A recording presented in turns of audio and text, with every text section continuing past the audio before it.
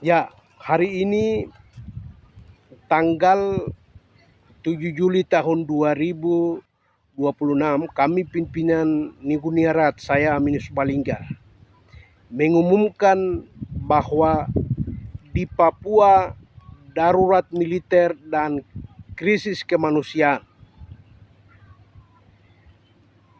Krisis kemanusiaan ini terjadi karena perang TNI Polri, Tentara Indonesia, dan TPNPB, Tentara West Papua.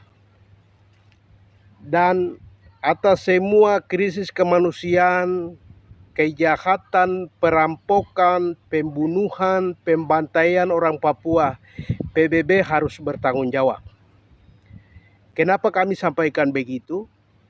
Karena semua kejahatan di atas tanah Papua ini terjadi atas keterlibatan PBB, sehingga semua kejahatan ini terjadi sampai detik ini.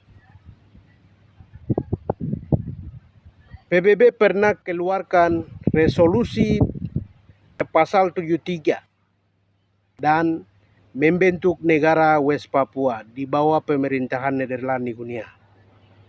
Tanggal 1 Desember tahun 1961, bangsa Papua telah merdeka legal formal. Ini atas keterlibatan PBB. Yang kedua, New York Agreement 15 Agustus 1962 itu atas dasar keterlibatan PBB, Amerika Serikat, Belanda, dan Indonesia. Dan New York Agreement, Roma Agreement, dan PPRA 1969 atas keterlibatan PBB. Semua ini orang Papua tidak mengakui. Penyerahan administrasi kemerdekaan bangsa Papua serahkan ke PBB, PBB serahkan secara sepihak ke Indonesia, itu bangsa Papua tidak mengakui penyerahan itu. Itu negara masih milik bangsa Papua dan bangsa Papua belum ketahui itu. Itu secara sepihak, maka itu kami tidak mengakui.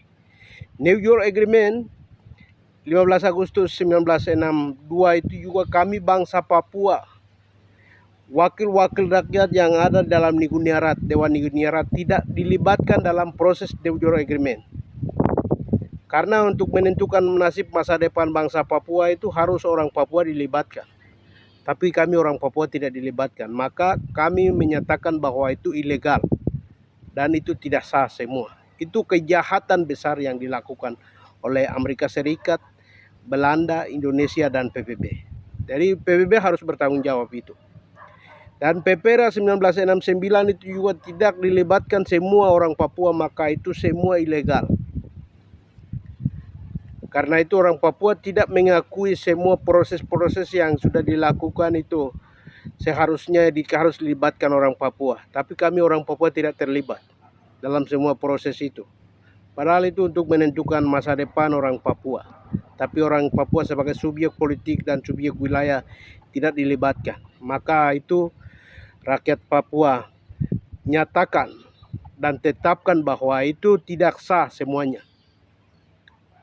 Maka solusinya adalah mengembalikan kedaulatan bangsa Papua. Saya mengulangi bahwa semua proses dilakukan itu ilegal dan kami bangsa Papua tidak terlibat, maka kembalikan kedaulatan bangsa Papua. Kembalikan kemerdekaan bangsa Papua itu kepada kami orang Papua. Karena kami sudah memiliki negara pada tanggal 1 Desember 1961. Itu solusinya. Solusi itu akan menyelamatkan kami bangsa Papua. Dan akan mengakhiri semua kejahatan kemanusiaan yang luar biasa terjadi di atas tanah Papua ini.